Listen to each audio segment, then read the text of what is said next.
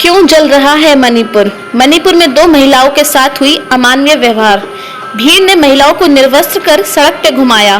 पीड़ित महिला के पति ने घटना की आप बीती सुनाई।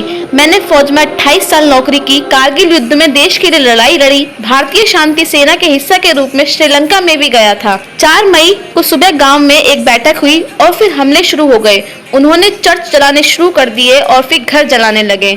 मैं कांगपोकी जिले का रहने वाला हूँ और उन दोनों महिलाओं का जिनका रेप हुआ है उनमें से एक मेरी पत्नी है और दूसरी मेरे गांव की एक लड़की है। 3 मई को सुरचांदपुर में एक रैली हुई थी। रैली के खत्म होने के बाद 3 से 4 बजे से ही हिंसा शुरू हो गई।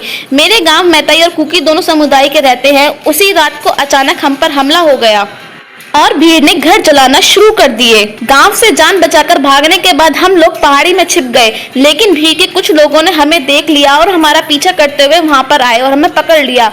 मुझे मेरी पत्नी से अलग कर दिया गया। हजारों की संख्या में लोगों ने हमें घेर रखा था। हमारे साथ एक और परिवार था जो मेरा भाई लगता है। उसकी बेटी के साथ कुछ लोग रेप करने की कोशिश करने लगे। लड़की का छोटा भाई अपनी बहन को बचाने के लिए उन लोगों से लड़ पड़ा, लेकिन लोगों ने उसे पीट पीट कर मार डाला। मेरी बीवी और लड़की को धमकी दी गई कि अगर उन्होंने अपने कपड़े नहीं उतारे तो गोली मार देंगे। पूरा नग्न करने के बाद लड़की और मेरी बीवी के साथ गलत काम किया गया।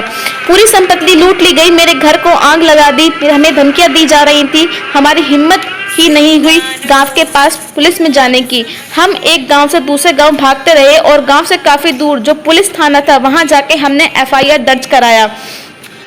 ये बहुत शर्मनाक बात है। जब भीड़ ये सब कर रही थी तब वहाँ पुलिस जीप भी थी। पुलिस की संख्या कम थी, लेकिन पुलिस ने बचाने की कोई भी प्रयास नहीं किया। सेना में जवान होने के बावजूद मैं अपने आप को अकेला महसूस करता हूँ। मैतई लोग संख्या में ज्यादा है, हम कुकी लोग कम हैं। हमारे साथ जानवरों जैसे बर्ताव किया जा रहा है, मारा जा रहा है। हमारी लड़कियों के साथ रेप किया जा रहा है। उनके साथ कैसे रहे, कैसे अपनी जिंदगी बचाए? मैंने सपने में भी नहीं सोचा था कभी कुछ ऐसा होगा। मैंने देश की रक्षा की, लेकिन निराश हूँ कि रिटायर्ड होने के बाद अपने घर की, अपने पत्नी की और साथ ही ग्रामीणों की रक्षा नहीं कर सका। मैं दुखी और हताश हूँ। मैं चाहता हूँ कि उन सभी लोगों को कड़ी सजा दी जाए जिन्होंने घर जलाए और महिलाओं का अपमान किया है। इतना सब कुछ होने के बाद भी सरकार और हमारी मीडिया कोई एक्शन क्यों नहीं ले रही है?